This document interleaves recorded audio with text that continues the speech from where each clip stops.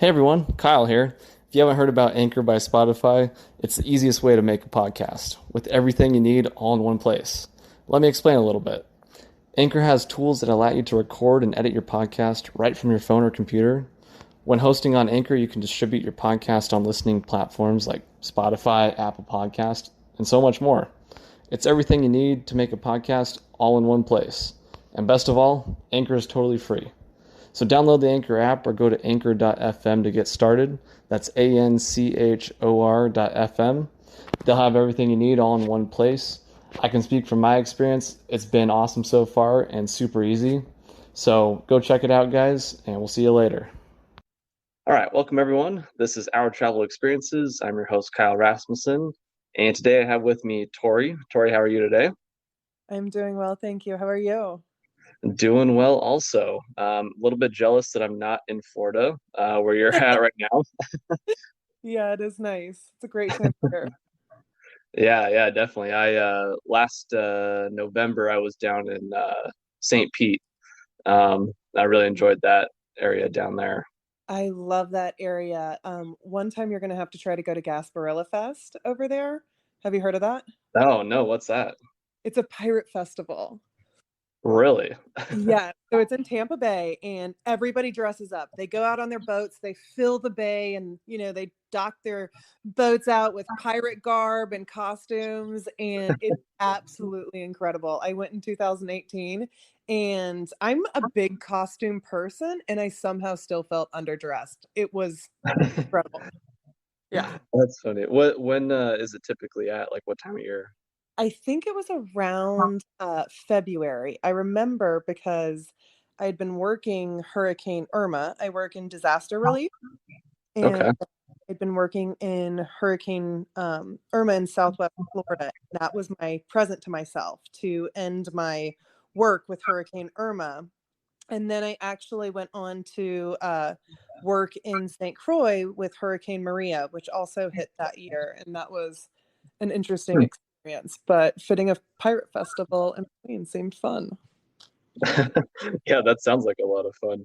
Uh, Yeah. that's not something we see up here in Washington State, that's for sure. You should make that a thing. That would be Yeah, somewhat fun. You guys have a coastline. it's true, yeah. But generally not much pirate history there, I would say. More of whaling type of stuff out here. Oh, that's a Uh, little, yeah. Fishing, that sort of thing. Yeah, I Uh, think Caribbean based and where I'm at, you definitely think more piracy, but eh, that's funny. So, how long have you been working in, what was it, disaster? I forgot what you said now. disaster relief. So I've been working, I can't believe it. It's been 15 years. Wow. So my first actual hurricane was Hurricane Ike in 2008. Before Okay. doing some stuff around Atlanta, but Hurricane Ike in Galveston, just south of Houston, was my first big storm. And I've really worked in three different capacities around storm response since then. And it's taken me to over 30 states and two US territories so far. So, Wow. yeah, it's been a great source of travel, but more importantly, it's been kind of a way to give back along the way. So hmm it's been a So, fun. what have been the different things that you've done in different capacities? Um, so I have done volunteer work, which I always bring my own supplies, but when I do Mhm. volunteer work, I typically focus on supply delivery and basically securing structures because that's where my skill set is. So, tarping roofs, bringing down food, drinks, tents, clothes, formula, those kind of things in the volunteer. In the second capacity, I've done contracting, where I come in and work in home restoration, basically. I help put homes back together after natural disasters. And then in the third sense, I have also worked as an independent insurance adjuster on a catastrophe team, meaning that I'm contracted out per storm and I go do inspections for an insurance company. And that last one is kind of my favorite because what people don't realize about adjusters, independent adjusters specifically on catastrophe teams, so that person that comes out to the house for the insurance company after the storm, Hmm. at least in the way I work, the bigger the check we cut, because we're actually the ones writing the check out there, the bigger the check we cut, the more we get paid. So I've always, Interesting. yeah, isn't it? I know. I had no idea. I associated insurance companies with the devil, honestly. And I'm Yeah. still convinced they are. But there are good guys working, in different capacities that you wouldn't expect. But yeah, when I figured that, I'm like, are you serious? This is how they pay these guys? So actually in those situations, if you ever have a bad, well, unless you have a crappy insurance company, and I don't know if I can name the crappy ones without suit on there. So I'm just going to say that if you do have a bad experience with an adjuster, it's typically a lack of knowledge because catastrophe work really takes years to learn because Hmm. there's nothing that's the same. In 1 year, I go from working a hurricane to wildfire, tornadoes to floods. And all of those disasters hit in very different ways. They affect very different parts of people's lives. So learning to Hmm. properly restore people takes a lot of time, and there's not really any, sure, you can train for it, but nothing prepares you for a literal disaster. Nothing. Yeah. So it's been a very, very wild ride, to say the least. Yeah. Wow. That's amazing. That is really interesting. Like you said, I mean, I don't think I've ever been in any like major catastrophe. Actually, the first time I went to St. Pete, I was in Hurricane, was it Ada? Something like that, a couple years ago. Hmm. And that's like the biggest like event I've experienced, and it wasn't really that bad. Um, and so Yeah. it's just kind of interesting to hear, more behind the scenes and like what that's actually like, and the people like you who are going out there and trying to, put everything back together. Um, it's something I don't really, know anything about. Well, why would you? Yeah. It's such a removed, uh, it's so removed from your everyday. Hmm. Yeah. I mean, it's obviously something you hope to not have to experience. Um, but it's going to be, like you said, unique, and you can't really prepare for it or have all the knowledge unless you've been a part of it. I mean, it's a career I really stumbled into because I didn't even know it existed, much less the different careers within the catastrophe world. So yeah, it's been a wild ride. Yeah. What made you want to go into that, or how did that happen? I fell into it completely. So I was going to school for special education and working my way through college as a bartender. And one of my regulars was somebody who responded to storms as an insurance adjuster. And I started helping him out some on the side to just earn some extra money as his assistant. And then after, a while, Hurricane Ike struck. And it was all over the news. It was a major hurricane in 2008. It was the year after Katrina, and it hit Houston really hard. And he offered me a job as his assistant out there. And so I ended up going out there and working as his assistant in Hurricane Ike. And I didn't do too much traveling growing up.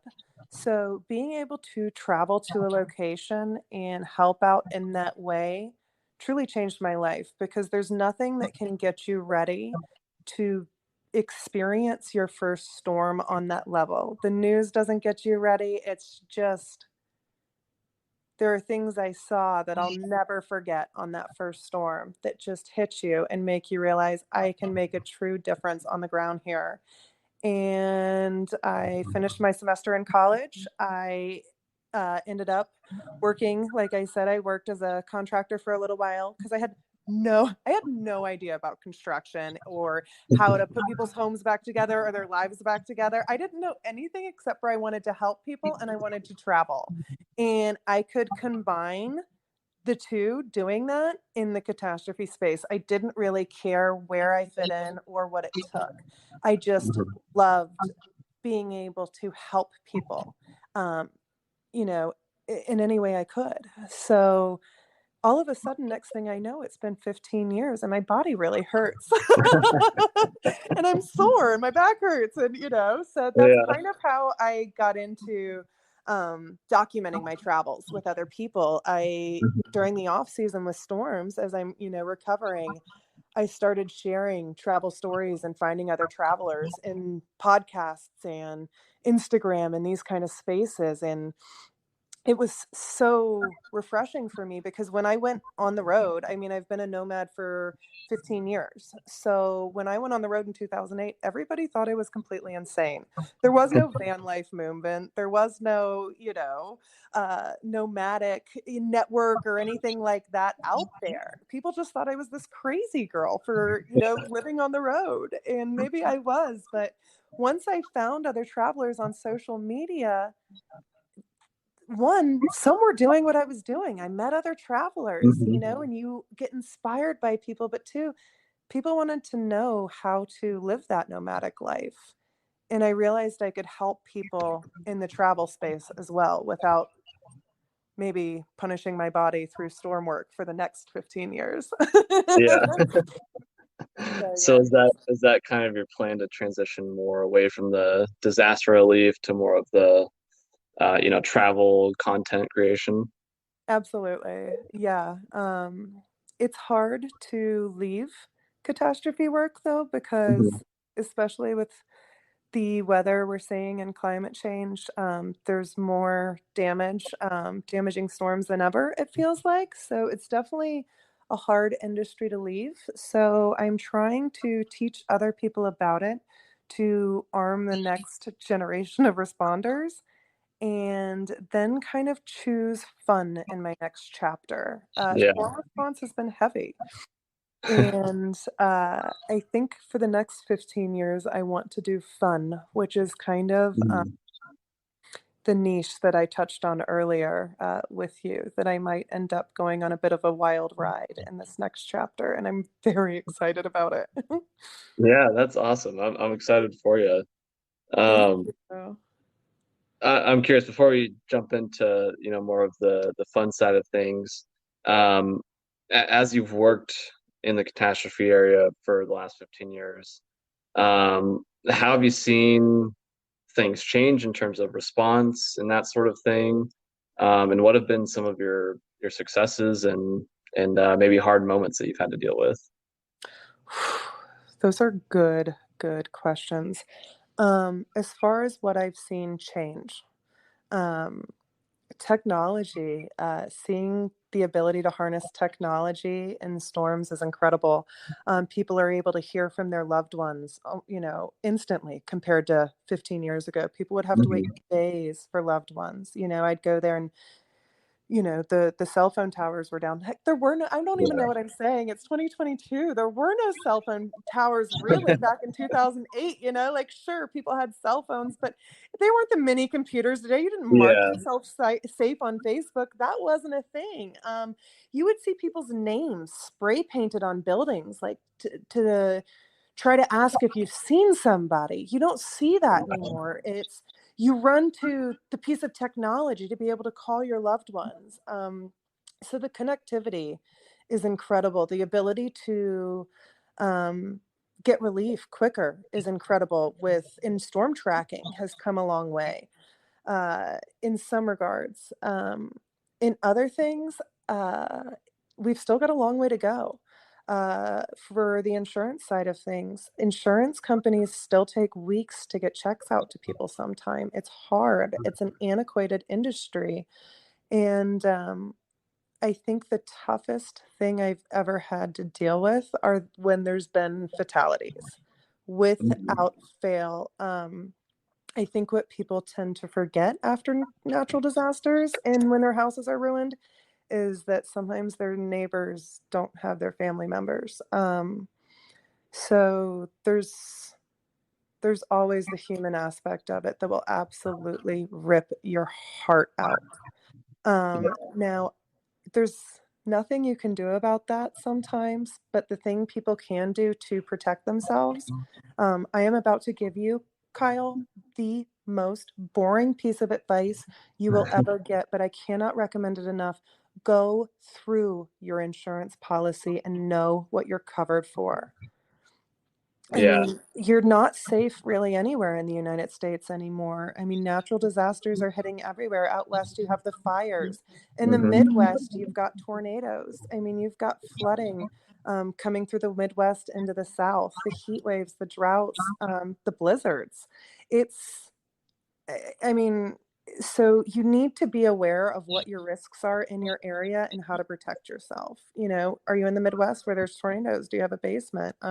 Are you in a flood zone? You know, your home insurance does not cover flooding. You need flood Hmm. insurance for that. So, yeah, I would say beyond the loss of human life, the lack of preparedness after because after the storm, there's nothing you can do. It is what it is, what it is, but you can Yeah. set yourself up to minimize the impact that really none of us are guaranteed to be safe from anymore. It used to be like if you didn't Yeah. live in, you know, Nebraska, Kansas, or the coast, like you were okay. You know, you didn't really have to worry about this stuff, Yeah. but the weather's wild. So yeah. Yeah. Yeah. It's I'm really glad that you mentioned all that because I think it really is important for people to be prepared and at least be knowledgeable of, like you said, what's in their insurance policy, what's actually covered, or what steps can you take to be, prepared and mitigate potential catastrophes. Um, and I'm sitting here in my apartment right now as we're recording this, and I'm looking outside, and the air is totally full of smoke because we're dealing with wildfires yet again right now here in Washington State. So Oh, I know what you're saying. yeah, it's heartbreaking. It's tough stuff. Um, and I would say one more piece of advice, just because I've seen it so many times too. Just remember that there are good people coming to help and there are bad people coming. So, Hmm. just as much as people are coming to help, there are also fly by night contractors that will come knocking on your door after a disaster and they will promise you the moon. They'll go up, they'll say they'll inspect your roof for free and they'll inspect this for free. Don't let anybody touch your house Hmm. that you don't know and don't trust. Um, One of my favorite examples is if I'm in a disaster zone and it's a big enough event that it's triggered national responders, if some contractor isn't busy enough with work after that event, what does that really tell you about that person? If they don't have enough business after the biggest event and who knows how long, Yeah. why? If something is too good to be true and that person is knocking on your door, why? And they may be one of the good guys. They might be very well. Just do your research first. You see them really target like elderly communities, 55 communities and plus. Like check on your elderly neighbors, especially. Um, Hmm. but that's a small percentage, but it's just something I've seen every single storm I've ever worked. Unfortunately, I don't think I've ever worked a storm where I haven't seen somebody get taken advantage of by a fly-by-night contractor. Yeah. Yeah. There's always people that are going to try to take advantage of those opportunities, I guess.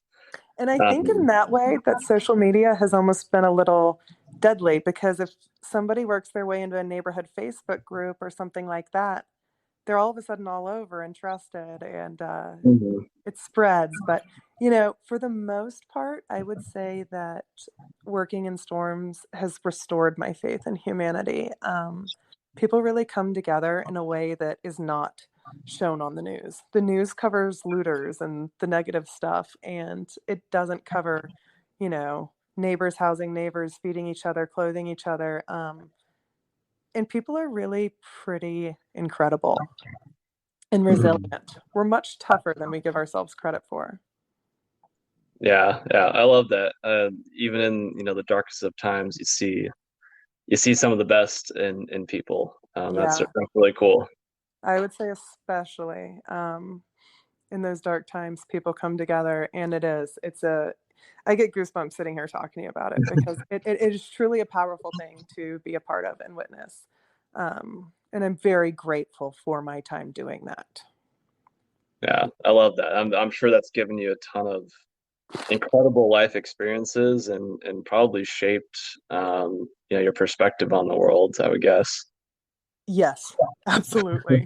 Absolutely. Yeah. Yeah, in more ways than I ever imagined. Yeah. Uh-huh. Um, so yeah, kind of transitioning into what your next steps are. One of, well, I guess before that, one of the things that I saw in your Instagram page was that you're a drone pilot. Is Yes. that correct? Yes, it is. I Okay, am so that drone was intriguing to me. obsessed. How did that come about? So that kind of, I have always been interested in drones, um, actually because I've wanted to be able to use them in storm response. If an area is flooded out, you can fly your drone over it. You can look and see if people need help. Is there somebody, on their roof that needs to go be rescued? It's your eyes in the field when you can't be there or when it's too dangerous for you to be there. Um, and then I traveled to Costa Rica and I flew my drone in Costa Rica for the first time. And it's completely changed the way I travel. I look at the coastline completely differently. It's, it's truly a bird's eye view. Getting that view from above is absolutely incredible. And um, I knew I had to be a drone pilot when I found out that only 7% of women are actually drone pilots. Um, or out of all the drone pilots, only 7% are women, Yeah. Huh. which blew my mind. I was like, what the heck? We've got to have some fun too. Yeah. So I wanted it for two reasons. I've never actually used it in the disaster space, but I haven't really stopped flying it since. I now take my drone everywhere. I am completely obsessed. I was just like speaking of when I was in Costa Rica. I mean, I can be sitting at my bed and breakfast, at the pool, and I can fly my drone over to the ocean and see if there's good waves that day. Like, not only is it fun That's content, crazy. it's like a lazy man's eye. It's so Mhm. fun. Yeah, I have turned into a completely like different person because of my drone. I'm a nerd. I've like completely geeked out. I've lost myself to the world of drones. Like it goes with actually both of my drones go with me everywhere now. Oh, yeah, too. Yes, I do. I have the Mavic Mini 2 and the 2 Air S. So or the Air 2S. So and they're both DJIs for reference. So it's the DJI Mavic 2 Air S and or Air 2S. I always get that one confused. And the Mavic Mini 2. So yeah, they go everywhere with me now. Okay. Are they pretty easy to like pack in a suitcase or something like that? Yes. Yes and no. I mean, they're heavy. So if you're a suitcase traveler, no problems. If you're a backpacker, it's gonna really get heavy because you need your Mhm. batteries. I always Mhm. have at least 3 batteries for my drone. I have the charger, the pack. It gets heavy. So, it's definitely a difficult accessory for a backpacker unless it's just a real passion for you. But if you're a suitcase kind of traveler, yeah, it's an easy addition in there. It's about the size of a pair of shoes, to have your Oh, okay. drone bag in there. Well, pair of sneakers.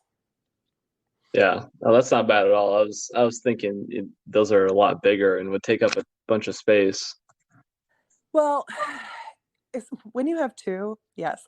But the minis, like the DJI minis, are pretty small. Once you fold them up, you can really kind of put them in your hand. and the cases can get pretty compact. Since I use them as a creator, or since I use the drones as a creator, I have a lot of accessories that more casual people who are just kind of flying for memories and footage for themselves might not have. Hmm. So yeah, you can easily fit it in a carry-on. Okay, good to know. I'll have to look into those because one of my favorite parts of travel is flying and being able to look down at the earth from above. I think it's amazing and really changes your perspective. It's incredible. And everybody around you, like, I have had an overwhelming positive reaction to droning. Like, especially if I'm in an area where tourism isn't very popular, the Hmm. local kids love watching a drone because this generation has grown up with drone footage. But sometimes they haven't actually seen somebody fly a drone in real life. So the Hmm. wonderment in kids' eyes when you are flying around them is absolutely addicting. Like the smiles on these kids' faces is insane because they think about it like one big video game, Hmm. and being able to share that view with other people, I think is one of my favorite things about droning because it is different. I don't know how to describe it. I think it's just a little bit of magic they put in those things. Oh, that's awesome. I love that. Yeah. Is there any I know at least in the past there's been controversies about like rules for like flying drones and things like that. Do you have to worry about that when you're traveling? Yes and no. It depends where you're traveling to, right? So I Hmm. typically fly to Mexico most often, where you can really fly a drone anywhere. I mean, I'm usually alone on the beaches out there. Same thing in Costa Rica. Now, flying in the States, it gets a little more difficult. So example, where I live in St. Augustine at the beach, you can like there's a famous boardwalk at our beach here, and you can land and fly your drone from, well, I'm sorry, you can, your drone has to take off from the parking lot and land in the parking lot, but you can fly your drone over the ocean. So as Interesting. long as I take off in the parking lot and I land in the parking lot, I'm following the rules. But if I land on the sand or if I, take off from the beach, even if I hand launch it, I'm not following the rules.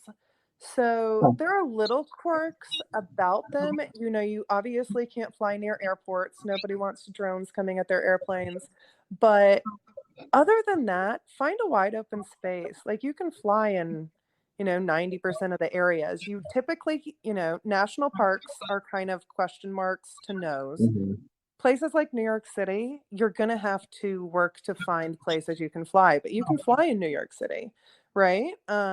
So, but if you're a nature person and you're just out there in nature, hiking, boondocking, and everything like that, I mean, you don't really have to worry about that. I know that in the US, they also, unless you have a drone pilot's license, you need to fly a mini. You can't fly anything that's over 250 something in weight, which is like the Mavic 2 Air S and the professional lines, Hmm. without a drone license in the US. But as long as you're flying a DJI Mini, you're good to go without a drone's license. As of right now, a pilot license in the US. Hmm. And Okay.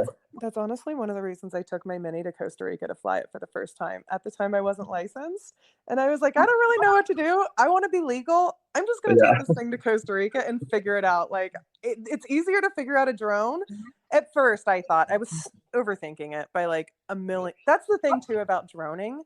I feel like everybody overthinks it. You're worried about crashing, you're worried about getting the wrong drone or like being in no fly zones. It's just like anything else. Like DJI sets up and shows you where the no fly zone is, right? Like, as long as you just do a little bit of research, you're good to go. Yeah. Well, hey, that's a good excuse to go to Costa Rica too. Can you tell I'm a little obsessed? Yeah. Like, well, if I have to go practice this, I might as well go to Costa Rica or somewhere.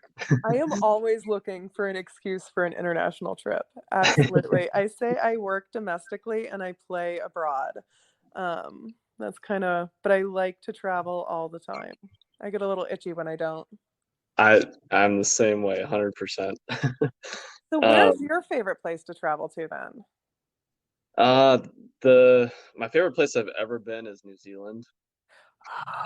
That would be a Absolutely good love place to it. take a drone. I don't know the laws or regulations, full disclosure, but I know that like I've seen pictures of landscapes and if it's half as extraordinary as it looks, oh my gosh. Yeah, yeah, that would be.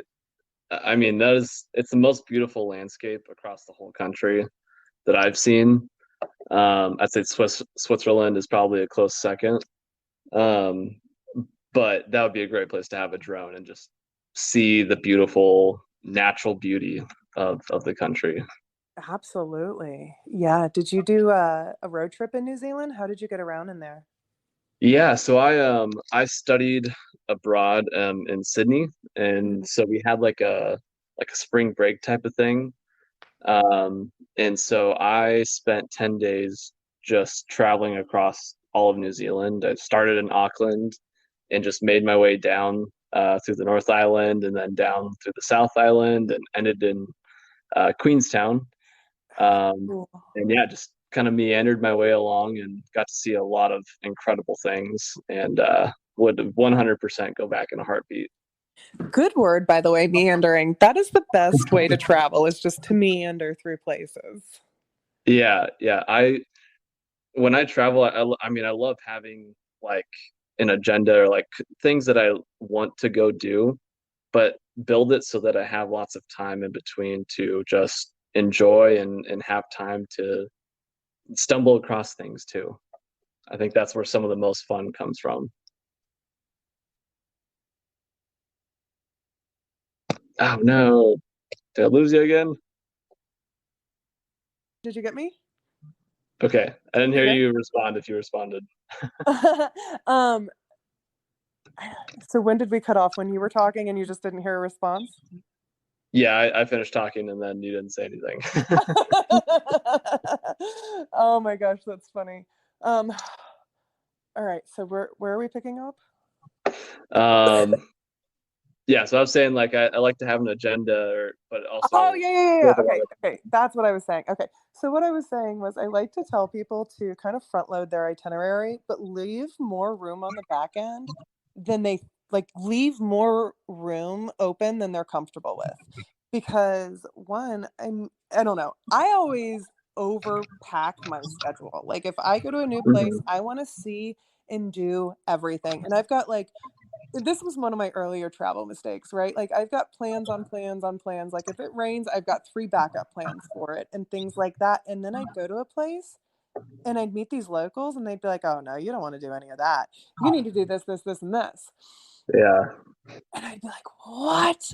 I don't have any time, you know?" yeah. And I think that's something I've definitely learned as I've gotten older and more, you know, experience as a traveler is to leave more time for those like magic moments and some rest in between, right? Hmm.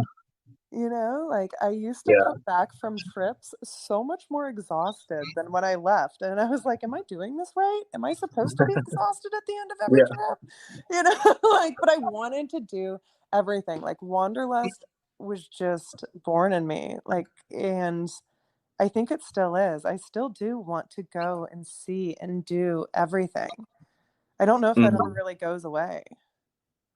Yeah, well, for me, having spent the last decade traveling extensively, it has not gone away for me yet. Right? That's how I feel. The more I travel, the more I want to see. And the more I travel, the less I Mhm. feel like I've seen somehow. Yeah, I totally understand what you're saying.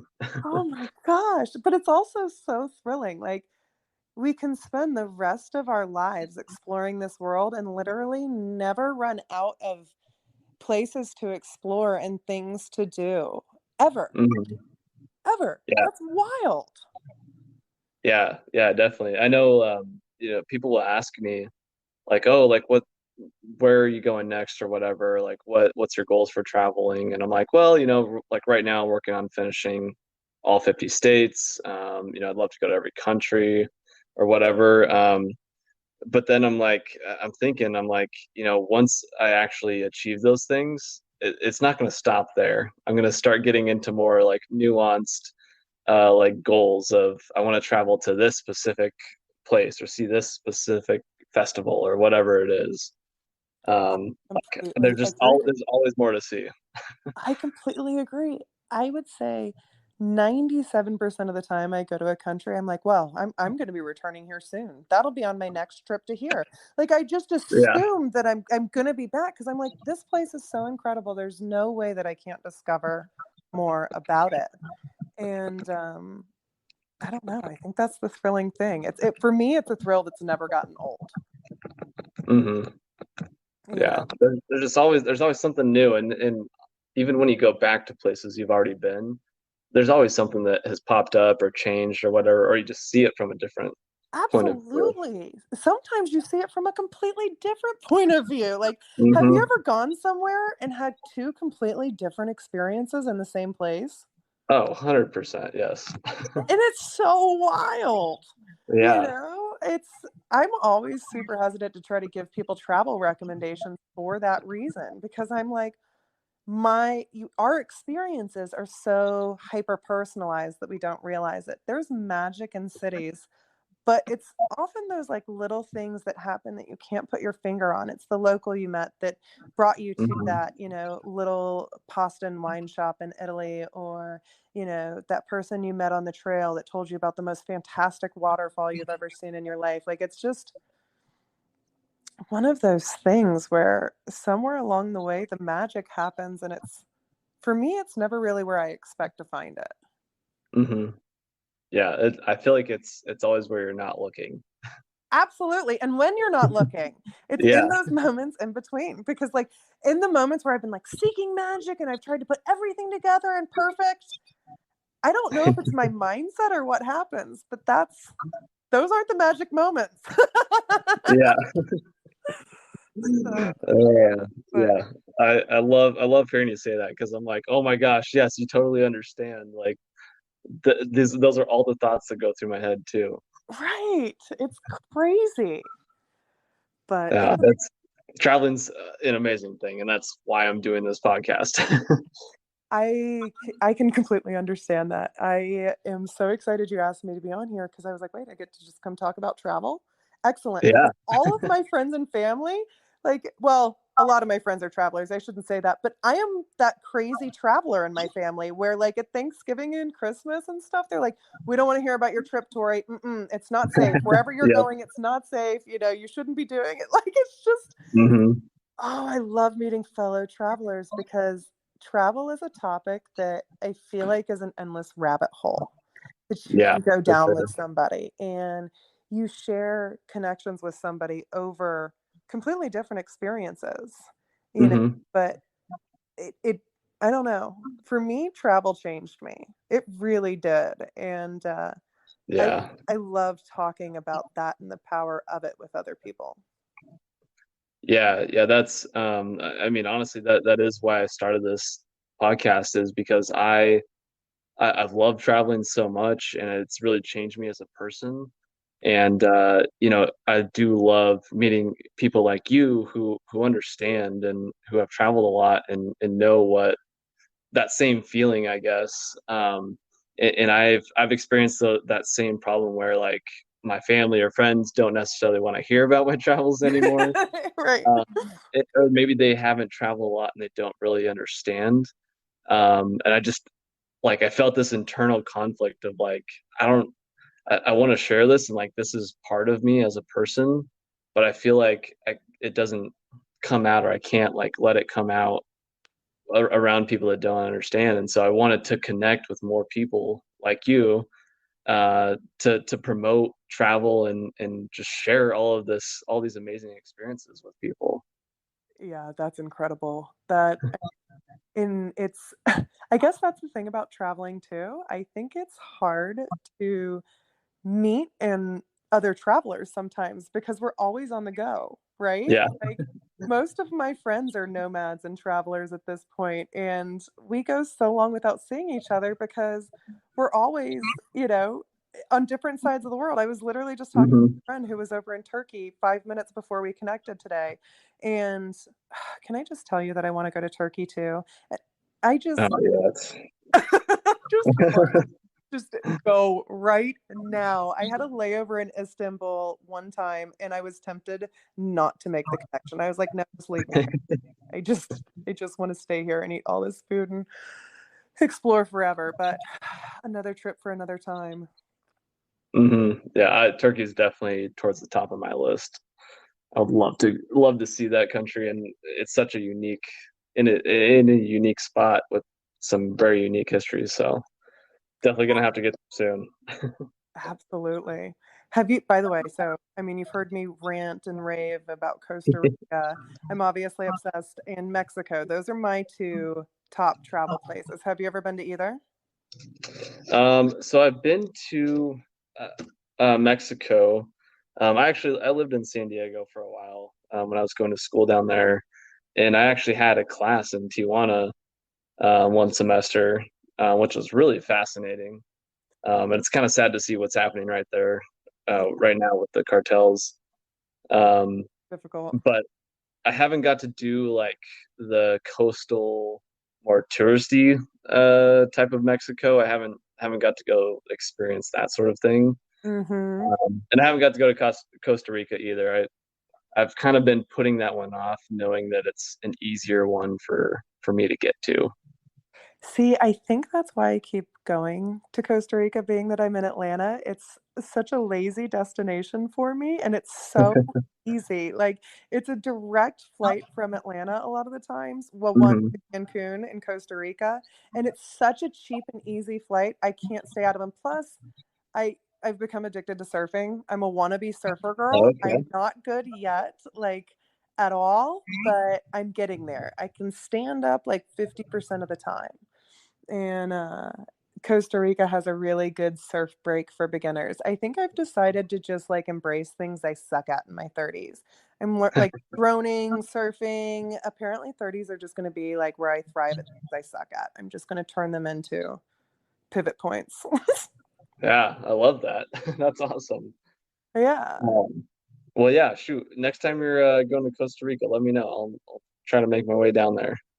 Deal. We'll fly drones. I'm going to get you hooked on it. Yes. We'll fly drones, we'll surf and be terrible at it, and then we'll go to all the sodas. The sodas are like the local hole in the wall traditional Costa Rican food that is just absolutely amazing. Huh. I'm 100% in for that. Yeah. I learned that the hard way. I missed all the local sodas the first time around because I didn't know what I was doing down there. I booked my first time in Costa Rica just spontaneously, and I saw these signs that said soda, soda, soda, and I'm like, these people love soda. I'm like, the Costa Rican people are all about some soda. And I go in like to the, markets and everything, and I, do whatever. And I honestly never thought about even asking until I went the second time. And I was like, where should I eat? And I found out that the soda was a type of restaurant. So don't do what I did. No, that's like the mistakes and the things that you learn when you go to these places. Yes, actually, one of the blogs I'm working on is 10 things not to do when you go to Costa Rica. So, Oh, yeah, that'll be one. that's Don't funny. skip on the sodas. So yeah, looking ahead at your content creation, your blogging, and that sort of thing. Um, you, in your Instagram, you had the niche of Caribbean destinations, coastal places, things like that. Mhm. Where have you gone so far other than Costa Rica, and how has that kind of that part of your life started? Well, I mean, so I grew up going to the beach, going to Destin, and I think I've always just loved being in the water and working there. Um, Yep. Okay. There we go. but I grew up around the ocean. I grew up on a lake. Like I just grew up around the water, and obviously with hurricanes, I've spent a bunch of time on the coastlines responding to hurricanes. Um, and I think just I've always gravitated towards the water. So naturally, when I'm not working, I tend to go to coastal places. I am definitely one of those that is constantly chasing summer, whether it is, you know, I think my favorite place I would have to say, like, the Maldives definitely lives up to the hype. Like, if you are a coastal kind of person, you want to do some snorkeling, you know, you want to just relax. Like, if you want it all, I would do the Maldives. Like that was one of my experiences where I was like, holy crap, like paradise is really on earth. Like I remember snorkeling in the Maldives and you know, this nurse shark just like swam right by me and I wasn't scared at all. Like it was just naturally coexisting with the ocean and seeing the reefs there are absolutely insane. You know, you were in Australia. Everybody kind of knows at this point that a lot of the corals in the world are bleaching. And Mhm. you know, as a lover of all things water, that breaks my heart. But in the Maldives, I saw coral that honestly I didn't think I'd get to see in my lifetime. Like the colors, it was just out of a documentary. Like I was going into the Maldives ready for it to be like one of those Instagram versus reality experiences, right? Yeah. And it was just anything but. So yeah, there. God, I mean, anywhere I go, like I'm so guilty of traveling to the coast. Like Italy, for example, I absolutely loved Salerno, which is on the Amalfi Coast. France, I like. Oh gosh, this is where people might get mad. I like Nice better than I like Paris. But again, I'm an ocean person, you know. The Mediterranean Yeah. is right there. So I think it all just depends on what you're into. But I know, like for some people, Paris is the top destination in the world. So if I'm going somewhere, I want to see the coastal part of it or whatever Mhm. the waters are. Like I actually loved Branson, Missouri, ironically enough, in the Ozarks. Like I thought it was absolutely beautiful out there. Yeah. Another coast, like another region that I absolutely love is Michigan, for example. Like if you're a lover Mhm. of water, Michigan has the longest freshwater coastline in the states. Hmm. And Lake Michigan is more clear than a lot of the oceans in Florida. That's interesting. Wow. Probably another unpopular opinion, but I challenge me on it. Head up to Lake Michigan, look at that water because it is absolutely stunning. So I think we get like, and I have to tell you, one of the most beautiful sunsets I've ever taken in is on some no-name lake in Minnesota. So I think some of the most remarkable places I've been have been some places, you know, people have never heard of. And it's just, Mhm. for me, it's a general attraction to any body of water, whether it's the rivers, the lakes, the oceans. I just have a huge respect for bodies of water. I feel so Yeah. small and humble when I'm with them that I guess I keep chasing them. Oh, another one I have to mention and tell you about. I actually just made a reel on Instagram about it today. Bacalar, Mexico. Holy smokes. Bacalar, Mexico. That's actually why I originally went off on that Maldives tangent, is because Bacalar is a lagoon in Mexico that has water that is literally just as pretty as parts of the Maldives. Hmm. It's Yeah. insane. I've never heard of that place until I saw it on your reel earlier today. Yes, and I went Um, before I knew how to take any photographs, any videos. It's one of my favorite places on earth. I spent like an entire week there, and I looked back today when I was making that reel, and I have 11 photos total. I had no idea how to how to capture anything there, but I put them into a reel because I was like, somebody needs to hear this. Somebody is going to Mexico and they have got to go to Bacalar. It's absolutely insane. You can still pick up hostels there for like $25 a night that have, you know, a view that's similar that you're going to get when you fly and spend thousands of dollars around the world. They don't have, you know, overwater mhm. bungalows. You know, it's a little rustic. It's, you know, Mexico, but the water is unbeatable. It's actually, I think you may have seen on my reel, it's actually called the Lagoon of Seven Colors because there are seven distinct colors in the lagoon, and you can Wow. clearly see the transitions of them. That's somewhere I am dying to go back with my drone. Huh.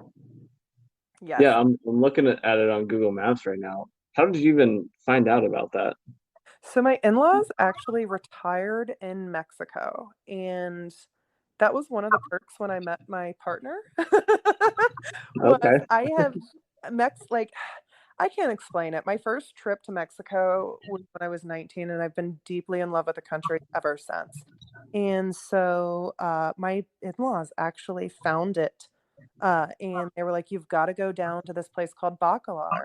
So my partner, Huh. myself, and my in-laws took a road trip down there, and my jaw was on the floor. Like, I wish I could take credit. I wish I could tell you I found that gem, but all of my credit goes to my in-laws, who are amazing and have shown me more to Mexico than I'd like to admit, because they missed their calling as far as like tour guides go in Mexico. They have shown me, I'll be forever grateful. I'll be forever grateful. I feel like I have married into a family who I'm lucky enough shares that passion for travel and a country that I Hmm. have had a deep love for, you know, another 15 years. Yeah, that's awesome. And I think that's one of the joys of travel too, is you'll meet people like maybe you're in Costa Rica, you meet someone and they tell you about this other place in Belize or something that's really amazing, or you're just telling me about Bacalar and I'm like, oh my gosh, I've never even heard of it, but now I want to go. It's so cool. Like, if you don't remember anything from our conversation, bacalar or bust. And I said, better yet, just invite me. I'll bring my drones and I'll teach you how to drone in bacalar. All right, I'm in for that. Let's make a plan. Don't even tempt me. Oh my gosh, yes. But I love those kind of half hidden gems like that, like Bacalar, like those places that just don't receive all the, glory they deserve. There's so much more to Mexico beyond Cancun. Hmm. And where the beaches, I love Cancun, don't get me wrong, but I love having a beach all to myself more. And there's so much of that in Latin America still. Like, there's so much untouched coastline that just doesn't exist in the States. Yeah, yeah. But Huh, that's amazing. Well, I know we're at least around an hour here, but any other things that you want to share about your travels or anything like that? I don't think so. I mean, I feel it. I mean, I guess that's the point of a podcast. I feel like I talk to your ear off. No, it's been awesome. I've really enjoyed this conversation, and now I have Oh, a bunch good. of places I need to go. No, Kyle, I've so enjoyed this. This was really fun, actually. I love your style and just sitting here talking travel, this has been really enjoyable. So thank you for Yeah. inviting me on here. Well, yeah, thank you for taking the time to do it. I really appreciate it, and I really enjoy hearing your travel stories. Thank Um, you. Thank yeah, you. it's a ton of fun to hear, hear the joy that it's brought you. I can tell as you're talking that you're so passionate about it and really enjoy it, and that's something that I love to be around. Absolutely. It's one of my biggest passions in life, hands down. It's changed my life, in Yeah, ways I'll never, ever be able to put into words. And for that, I'm forever grateful. Yeah, it's yeah, my I passion. love it. Well, any big travels coming up soon? Oh, yes, I'm so excited. We are actually going to China and Thailand in February. My partner and I are, Okay. for an entire month. Oh wow, that'll be fun. So, yeah, my grandfather was born in Canton, China, and my mom grew up in the Philippines and Indonesia. And I think that's one of the things that sparked my wanderlust, is hearing these stories of, my mom growing up in Southeast Asia and my grandfather in China and things like that. And so I've always wanted to go to China, and I'm finally getting to fulfill that dream. This will be my first time going back, and my partner and I are actually going on it won't be the same river cruise, but going on a river cruise on the same river that my grandparents took a similar cruise on in the 70s. So Oh, wow. yeah, I am so excited about that. I'm giddy, obviously. Yeah, that sounds amazing. I'm jealous. Yeah, I can't wait. So how about you? Do you have any big travels coming up or that you're excited about? I do actually. I'm going up to the Northeast, Vermont, New Hampshire, Maine. See, at the time we're recording this, it'll be 2 weeks from now. Oh my gosh, for the fall foliage. Yep. Oh, I that'll thought, be so exciting. yeah, I figured that would be a good excuse to go to those 3 states. Those are 3 of the last 4 that I have left. So I Oh, was like, that really? that makes good timing. Absolutely. So what's going to be number 50 then? Alaska, which Ah, is kind of embarrassing having lived in Washington State most of my life that I haven't got to Alaska. But you know what though? You're going to be somebody who's been in 49 states. That's not something a lot of people can say. yeah. But then yeah, after that I'm headed to Morocco in October. So I'm excited for that as well. I haven't I'm been to excited Africa for yet, you. so Oh yeah. gosh. Yeah, Morocco's been on my bucket list forever.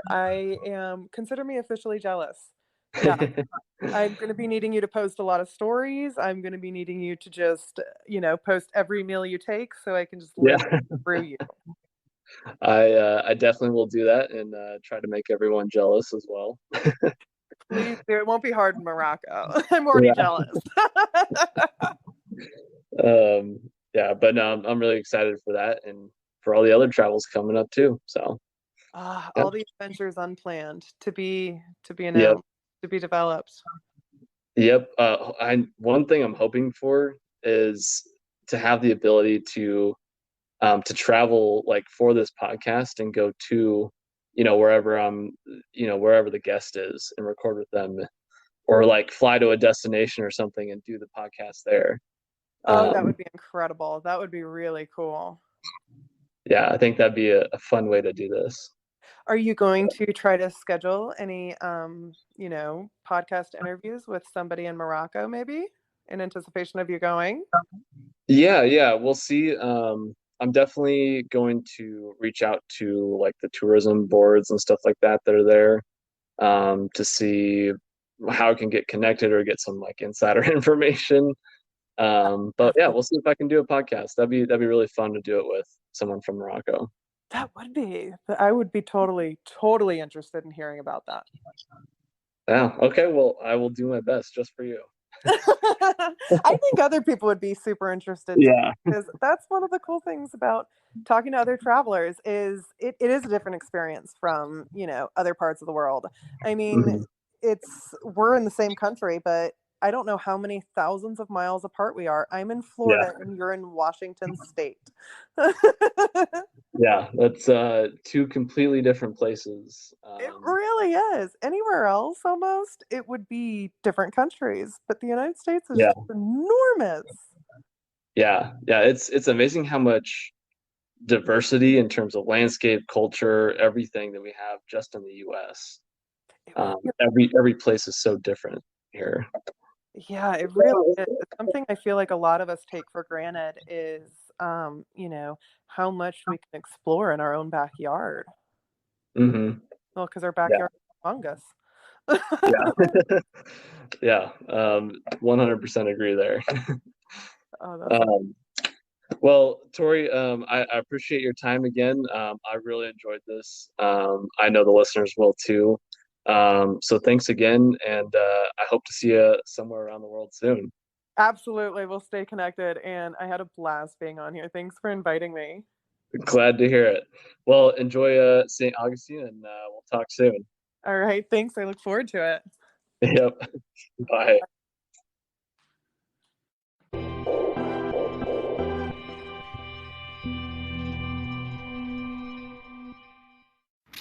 Hey everybody, Kyle here. If you enjoyed today's show and want more, you can always check out every episode on Spotify and Anchor.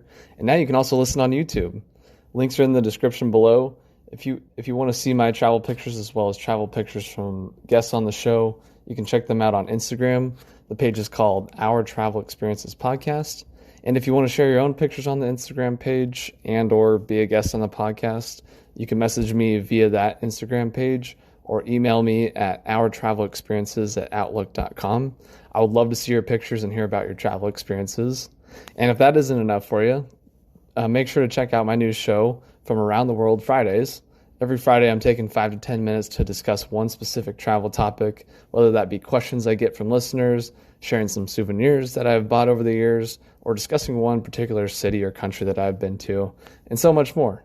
You'll be able to listen to that via Spotify and Anchor as well, and be able to see the video version, which I'm really excited about, on YouTube. So check it out. I promise you won't be disappointed. And thanks again for listening, and I will see you around the world soon.